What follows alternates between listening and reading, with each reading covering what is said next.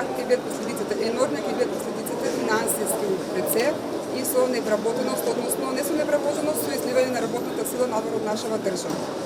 Ова правило наведува 90 дена во 180 дена дека професионалната возачи може да пристигуваат во Европска унија, исто како што може туристите да пристигуваат, но професионалните возачи го заработуваат од овде својата плата и ова им е основна дејност, како на нив, така и на нас транспортните компании.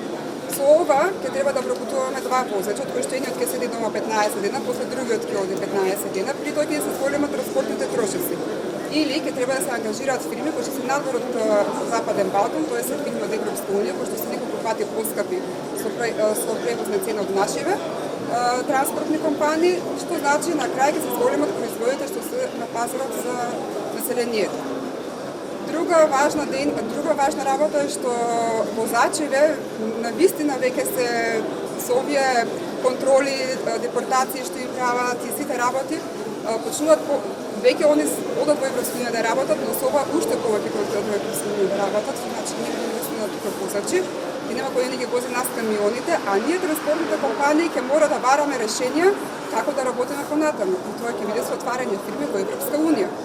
Што значи нашава економија ќе ослабено со отварање на девизните приливи нема да бидат кај нас, ќе бидат надвор Македонија. Така да овој проблем е на Европска унија, исто така поддршка имаме од Министерството за транспорт и врски, од Министерството на вътрешни работи, од владата на Република Македонија, но ни треба лобирање и поддршка од нивна страна за решавање на сите овие проблеми кои што се случуваат. Има кај нас исто и тоа најчесто се во Полска, во Република Полска и во Австрија исто така имаме. Така да од овде од транспортерите во Бугарија имале проблем, а други транспортери од други градови се кои што имале проблеми. И навистина возачеве се како преведувани како криминалци. Го оставаат товарното возило на паркинг, со лисици ги преведуваат во затвор, во притвор. При тоа треба на транспортерот собственикот да ангажира адвокати за да го ослободи возачот кој што воопшто не е винен заради тие денови. Има случаи.